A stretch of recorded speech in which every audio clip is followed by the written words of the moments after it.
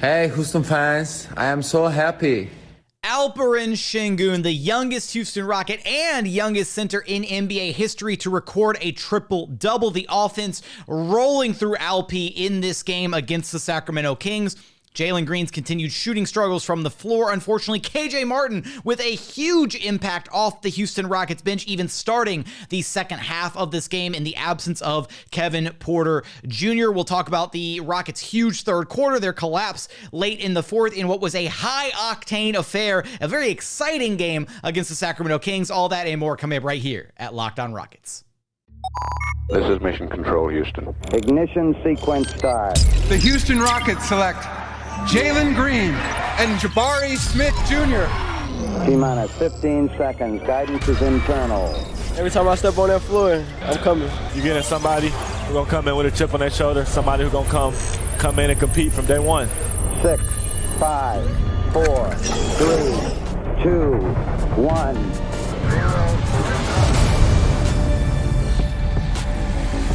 Hey, Houston fans, I am so happy.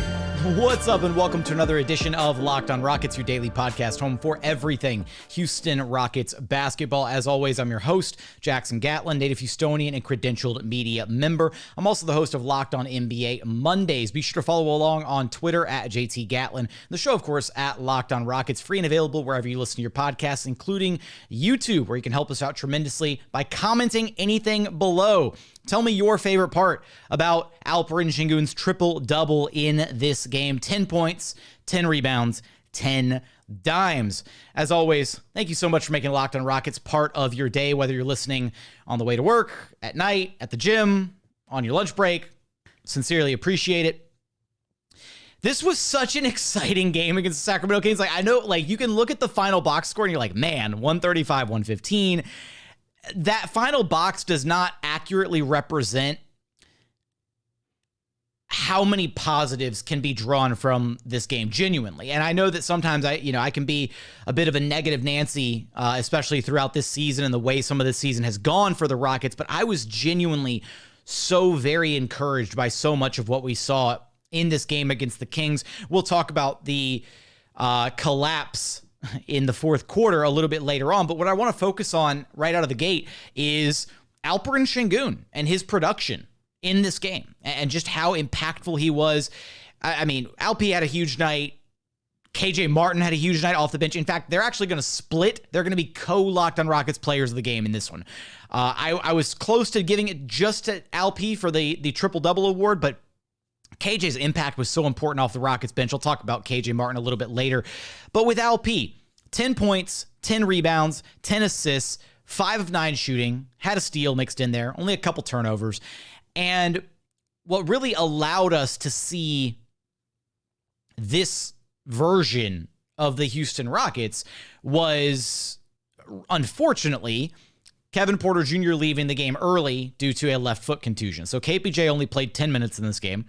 And due to those 10 minutes that he played, the Rockets were forced to adjust accordingly in the second half of this game. And that's where Alperen Sengun really started to showcase exactly what we've been begging for all season, which is when the offense is rolling through him and when he gets adequate touches, when he is heavily involved in the offensive sets and creating for his teammates, good things happen. Alperen Sengun had 6 assists in the third quarter.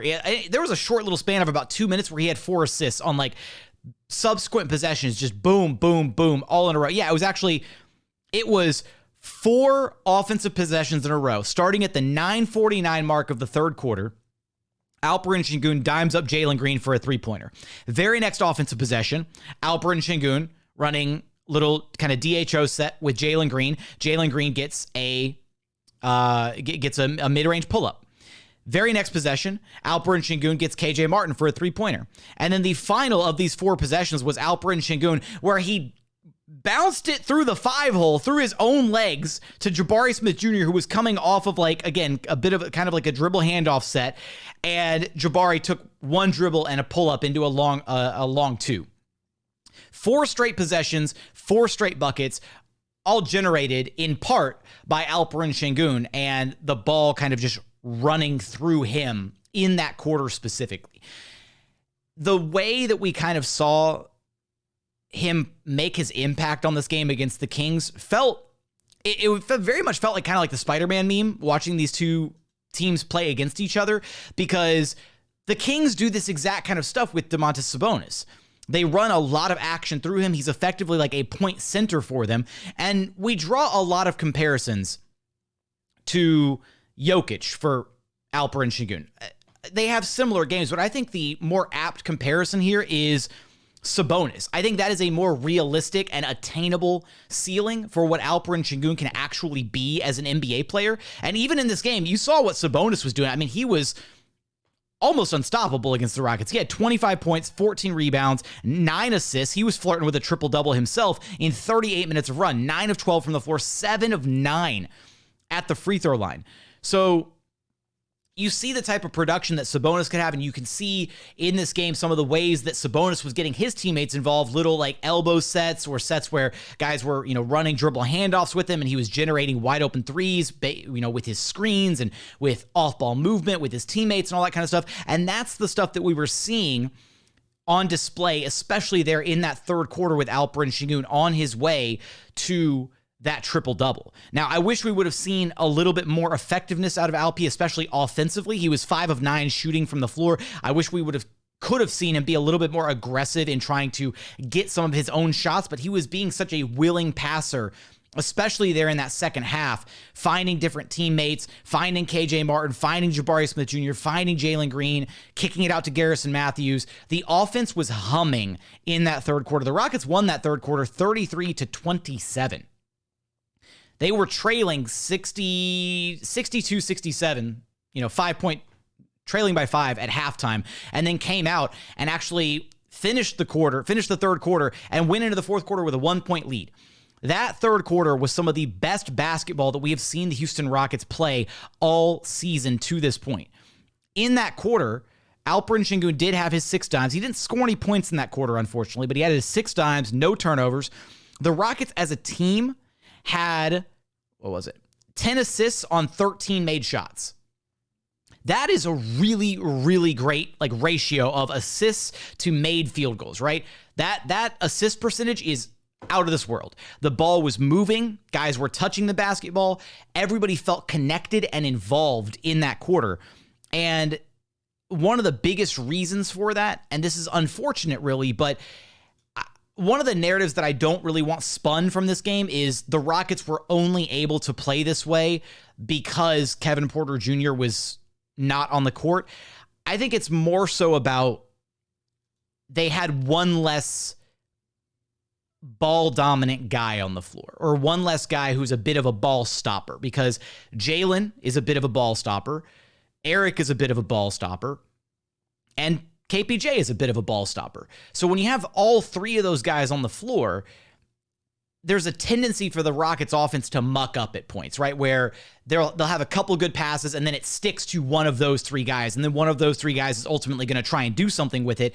And that's why we see a lot of possessions that end with one of those guys trying to force up a shot or make something happen. Whereas when you swap out one of those 3 guys and then you've only got Jalen and Eric out there, or any iteration of those two of those 3 on the floor, and you plug in a guy like KJ Martin, who, was really effective there in that third quarter and in the just overall the entirety of this game. KJ Martin was fantastic. But you add in another guy who kind of knows his role, right? Who's a connective piece offensively, somebody who understands how to swing the ball, how to screen, how to roll, how to unlock more layers for this Rockets offense. And so that to me was an added takeaway from not only the effectiveness of Alperen Sengun and how things look running through him, but we could see this same level of effectiveness with KPJ out there on the floor. We could. Unfortunately, it just feels like the identity of this Rockets team and the way that the coaching staff wants this team to play, especially when Kevin and Jalen are both out there on the court, is primarily through the guards. We've seen an uptick in Alperen Sengun's touches over the last, 10 or 15 games or so, it maybe feels like. We've seen the team start to maybe lean into utilizing his gifts a little bit more. Hopefully that trend continues. It's something that I would it's on the very top of my wish list for the back half of this Houston Rockets season, because this game against the Kings is kind of the blueprint for what this team can achieve by going more through Alperen Sengun and by making a concerted effort to play through him, to involve him offensively, and allowing him to create for the other guys on the floor. And unfortunately, the Rockets lost this game because they completely collapsed in the fourth quarter. That should not take away from the effectiveness of what we saw basically through like 3.5 quarters, because the Rockets were in this game up until about 6 minutes to go in the fourth quarter, and then they really collapsed. Bad mistakes, young player mistakes, all that stuff, not closing out the game. And we'll talk about that a little bit. But Alperen Sengun, your co-Locked on Rockets player of the game. I want to talk about your other Locked on Rockets player of the game, the other half of the award recipient, KJ Martin, as well as Jalen Green and his continued struggles in this one, shooting from the floor, 26 points, but on 25 shots. The kind of game flow from this one, the, weird rotations because of missing Kevin Porter Jr., all of that, as well as a big takeaway about how the Rockets can, maintain the effectiveness of their offense and kind of keep the offense humming. We're going to get there, but first, today's episode is brought to you by Built Bar. Are you looking for a delicious treat, but you don't want all the fat and calories that are traditionally associated with a delicious treat? Then you've got to check out Built Bar, because look, with Built Bar, healthy is actually tasty. Seriously, they're so delicious, you won't even think that they're good for you. Perfect for your New Year's resolutions. What makes Built Bar so good? Well, for starters, they're all covered in 100% real chocolate. That's right, real chocolate. And they come in so many incredible flavors like churro, peanut butter brownie, coconut almond, strawberry, raspberry, cookies and cream, salted caramel. The list really just keeps going on and on and on. My personal favorite is the coconut brownie chunk, but you really can't go wrong with a single flavor on their menu. Every single bar is low cal, low sugar, high protein, high fiber. Amazing if you're on a keto diet. Again, amazing if you're trying to cut back a little bit and kind of stick to those New Year's resolutions. You can check them out. Just go to built.com and use promo code LOCKEDON15 to get 15% off your very next order of the best tasting protein bars on the market. Again, that's promo code LOCKEDON15 for 15% off at built.com. And continuing on here at Locked on Rockets, your daily podcast home for everything Houston Rockets basketball. Let's talk a little bit about the kind of game flow in this one, as well as Jalen Green's continued really concerning shooting struggles from the floor. So Jalen, 26 points, but it took him 25 shots to get there, just 9 of 25 from the floor, 3 of 12 from long distance. So he was 6 of 13 inside the arc, 5 of 7 at the free throw line. He had 5 boards, 3 assists, and 4 turnovers in his 39 minutes of run. And this was kind of a weird game for Jalen because of the KPJ injury and him leaving the game early. Steven Silas opting to go back to Jalen Green much earlier than he normally would. And so Jalen, barely got any rest on the Rockets bench before being thrown back into the game. And you could really tell that in that first little stint when Jalen got subbed back into the game, he hadn't gotten his full rest, and some of the decision-making, the shooting was just bad in that stretch. But then the Rockets I think Jalen found his second wind at the end of the first half, and the Rockets as a team, they started, gaining some momentum and getting, a bit of a head of steam going into halftime. They closed the gap to just a 5-point gap, 67-62. And then they had the really big third quarter, right, where they leaned so heavily on Alperen Sengun and his creation ability to generate shots and really getting some high-quality offense. Again, 10 assists on 13 made shots in that quarter for the Rockets. Some fantastic ball movement overall. But Jalen also wasn't effective to close the game. I mean, he didn't score at all in the fourth quarter. The collapse in the fourth quarter was really concerning by the Rockets. You look at kind of how things went there. The Rockets wound up putting up that 33-27 third quarter, and they took a 1-point lead going into the fourth. And Steven Silas tried to see if he could tread water with a lineup of the Goon Squad and Eric Gordon and Garrison Matthews. And that lineup just, it could not get it done, right? You saw they had all the great, beautiful ball movement, everything in the third quarter, but then without either of Sengun or Tate on the floor, things really start to get sticky for the Rockets offense. And I want to talk about that takeaway between Sengun and Tate a little bit more in segment 3. But that's kind of what happened at the top of the fourth quarter. And then about 2 minutes into the quarter, Steven Silas realizes, he's like, okay, I need somebody out there, or this quarter is going to end very, very poorly. And so he puts Sengun back in the game like 2 minutes into the quarter, takes out Garuba. And the Rockets and Kings, they go back and forth a little bit, right? Rockets take a brief lead, 101-100, with about just under 9 minutes to go in the game. De'Aaron Fox gets a three-pointer to make it a 105-101 game. Jalen Green comes back in at 7:44. Jae'Sean Tate comes back in for Tari Eason at the 7:44 mark as well. And then this was when the Kings started to kind of pull away a little bit, right? De'Aaron Fox makes another layup. Rockets miss a few shots, come down on the other end. Lyles hits a couple free throws. Alperen Sengun gets a dunk, and then this was the most ridiculous part of it. This was the maddening part. The Rockets were getting whistled for an obscene amount of delay of game violations. I have never seen this many delay of game violations called in an NBA game ever. And the Kings were getting free throws off of these. Like, the Kings were getting technical free throws off of the delay of game violations. So Harrison Barnes winds up hitting another delay of game violation with just over 6 minutes to go. It's 110-103. Alperen Sengun comes down, gets a hook shot, and it's a 5-point game with just under, or right around 5 minutes to go. And that's when Lyles hits a 3-point shot off of an offensive rebound. De'Aaron Fox got the offensive board, kicks it out to Lyles, and makes it 113-105. Jalen Green misses a 3-point shot. Then KJ Martin gets, whistled for a foul call. De'Aaron Fox hits a couple free throws. We're looking at a 10-point deficit now. And then it's just, from there, it kind of snowballed over the rest of the fourth quarter, unfortunately. What was very curious, though, is I know Sengun subbed back into the fourth quarter pretty early. He came back in at the 10-minute mark, but with 4 minutes left to go in the game, it was a 117-105 game, and Steven Silas opted to sub out Alperen Sengun and bring back Bruno Fernando. I thought that was really weird, especially given how well Alpi had played. I don't know if that was like a waving of the white flag per se, because the rest of the starters stayed in the game. So I don't know exactly what that was. And I know that I said, but like, so in this matchup specifically, I sort of understood why Steven Silas went with Bruno Fernando over, or at least, went with Bruno Fernando over or ahead of Usman Garuba for, significant stretches of this game. Fernando had 14 minutes. Garuba had 6 minutes. What I don't care about the 3-center rotation as long as it doesn't impact Alpi's minutes, ultimately. It could be because Bruno and Garuba do provide different skill sets as centers. Ultimately, I still think Garuba is a far superior option at the 5 than Bruno Fernando is.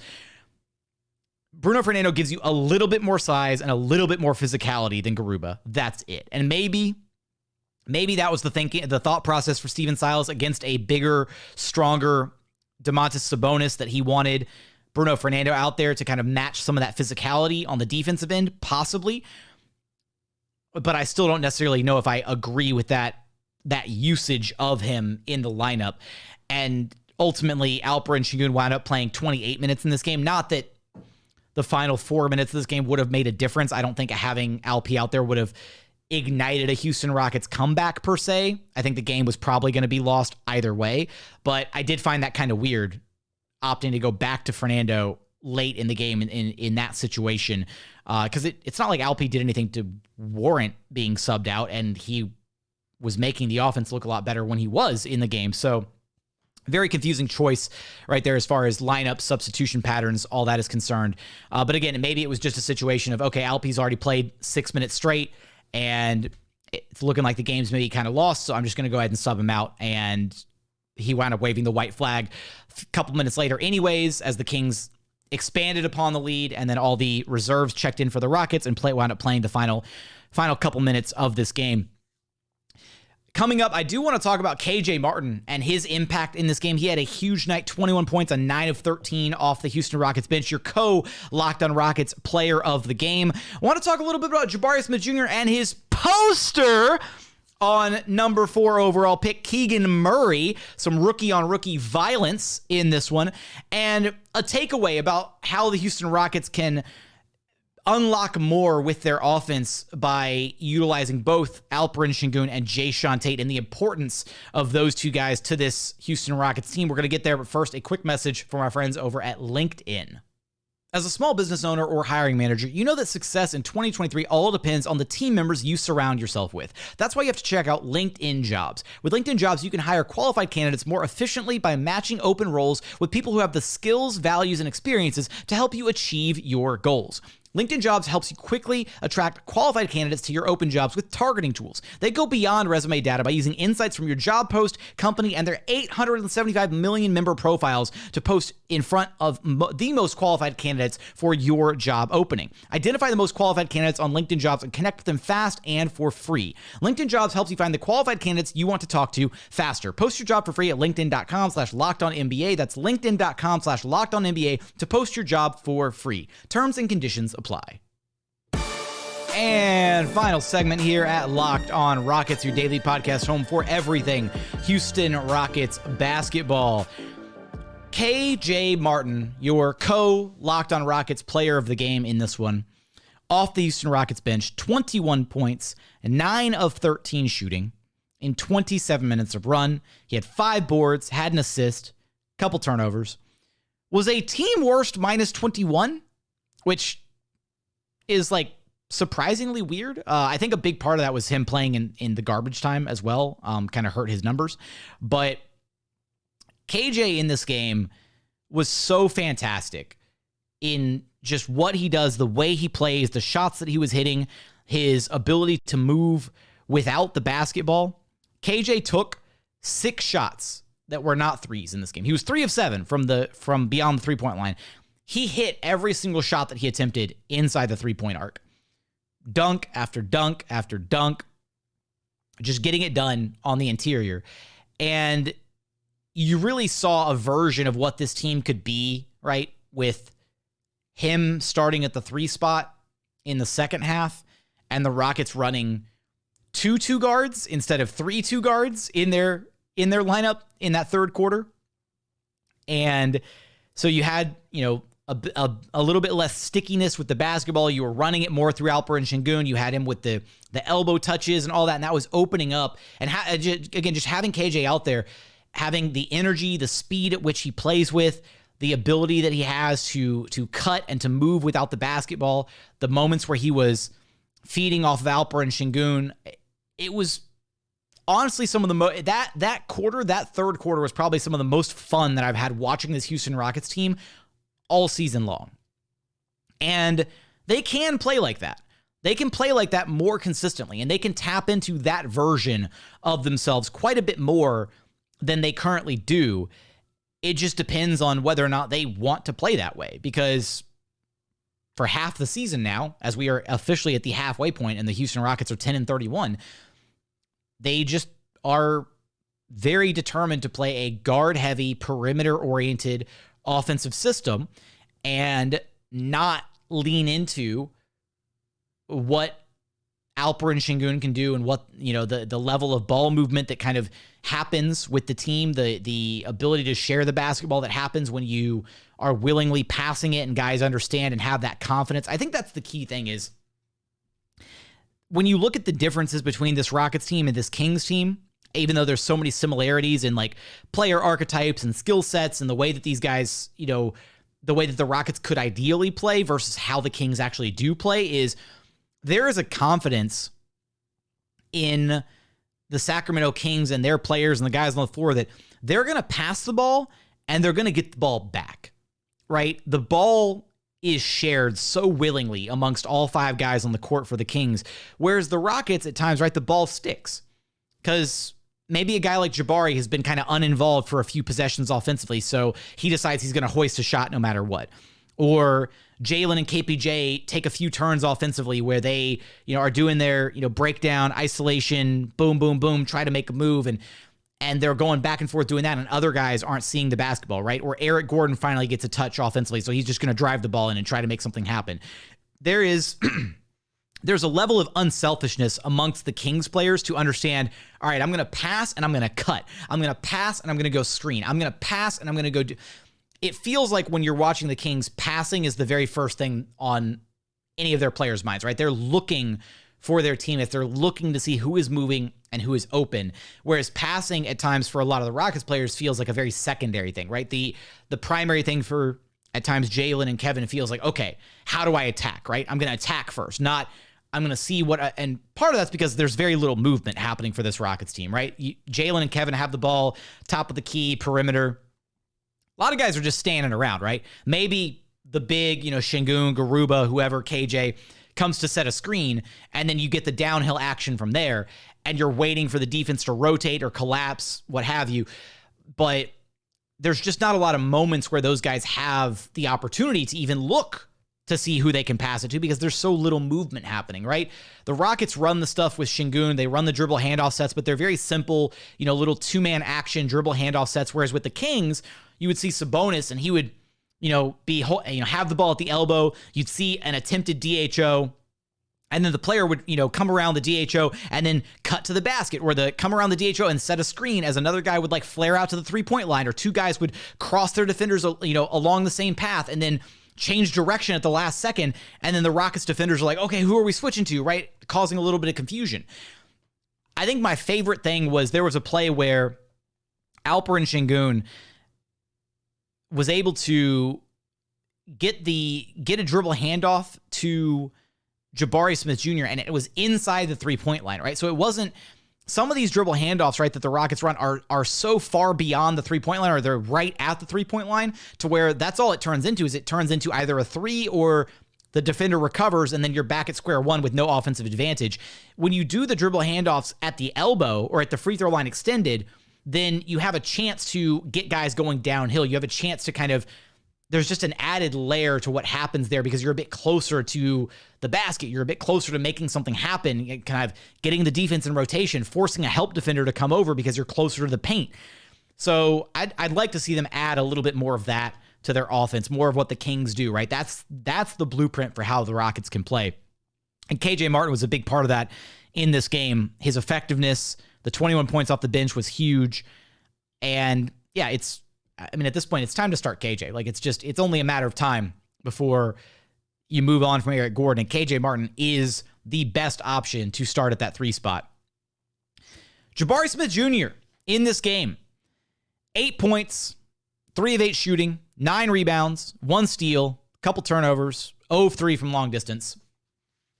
And I remember we were talking about this in Rockets Watch, and kind of as we're watching the game, it kind of looked like Jabari wasn't necessarily putting forth the best effort defensively, right? Where he wasn't mentally checked out per se, but it's really hard if you're a player and you feel uninvolved on the offensive end to be motivated to play to your best defensively, right? And that shouldn't be the case, right? You should play your hardest at all times. Like in a perfect world, you should, right? But these guys are human beings, right? These guys are, you would feel some kind of way, right? If you're playing pickup with a guy and he's not passing you the basketball and you haven't had the ball for, 3, 4, 5 possessions in a row, why are you going to go bust your ass defensively, right? You get frustrated, right? Frustration happens. You're human. And Jabari Smith Jr. on a fast break in this game off of a pass from Jalen Green, or I apologize, I believe it was Jae'Sean Tate, goes up and just absolutely posters Keegan Murray. And it was so, wow. This was a hell of a poster. Easily best dunk of Jabari Smith Jr.'s career. He got up, he full extension, just boom, in transition. And from that moment on, Jabari was locked in, hyped up, locked in. The energy was back, he was playing aggressive. And it just kind of goes to show that the Rockets do probably need to do more with Jabari, right? I get it. He's not hitting shots right now. He's in a funk. The 3 ball is not going in. That sucks, right? Guess what? He doesn't have to just shoot threes, right? He can get the ball at the elbow. He can take some mid-range shots. You can get him curling and get him rolling to the rim and try to get him the ball to where he can take a quick power dribble and try to just lay it in. You can get more creative with how you involve some of these guys. Again, I've talked about ad nauseum getting creative with how you utilize Sengun. Get creative with how you utilize Jabari. Because, yes, we understand he can impact the game defensively. And that is an area that he should be impacting the game, even when offensively he doesn't have it going. But if you just don't have it going offensively because you're not even being involved, because your teammates just aren't getting you the basketball, or because you're not even having an occasional set or play run for you, that's got to be exhausting and frustrating, right? So, I get it. I get where some of the, maybe apathy at times from Jabari comes from, but I would like to see him be a bit more involved. And that was a big time moment from Jabari, a huge dunk on Keegan Murray, some rookie on rookie violence, as Ryan Hollins called it. I loved that moment. I was so hype. I lost it during that moment. Last thing I want to talk about here is Jae'Sean Tate has had an immense impact on this Rockets team since his return to the lineup. You look at the box score and you're like, what? Because he only had 2 points, 1 of 5 shooting, 5 boards. 5 boards, 5 assists, 2 steals. And you're like, yeah, okay. He was second highest assist leader on the team behind Alperen Sengun. But that's exactly what his impact can be. Is one, he's easily the Rockets' best defender right now. And then 2, offensively, he gives you another connector. And I think that was some of the main difference in that third quarter, right? With sub out KPJ and you add KJ Martin to the mix. KJ Martin is another connector offensively, somebody who stays in his lane, understands how to swing the basketball, understands, okay, I'm screening for guys. Okay, I'm screening, I'm rolling, I'm doing this, I'm getting out, I'm running in transition, I'm providing energy. Those types of players are important. And very specifically with Alperen Sengun and Jae'Sean Tate, those two guys are so versatile offensively, despite the fact that neither of them shoot the ball well, right? Jury's still out on Jae'Sean Tate. He needs to take more 3-point shots before we decide whether or not it was a complete fabrication that he supposedly has a better 3-point shot from this past summer, all the reporting around that. But for Jae'Sean Tate and for Alp, for them to both still be able to impact the game offensively despite not being shooters says a lot about them, right? Because they're able to screen effectively. They roll well. They can run dribble handoff sets. They understand telling guys where to go, right? They can pass the ball at a very high level. They can both run in transition. They can both make plays for other guys on the floor. Those two guys provide so much for this Rockets team. And that's why that stretch of the game in the fourth quarter where there was no Alp and there was no Jalen and there was no Jae'Sean out there, that's why things got sticky at that point. That's why things got really rough and tumble there and kind of came to a screeching halt, because you didn't have those connective tissue pieces offensively to swing the ball, to move the ball, to create opportunities for other guys, to do the dirty work, to set good screens, to roll to the rim, all these little things that those guys provide. I think moving forward, the Rockets need to have at all times one of those two guys on the floor.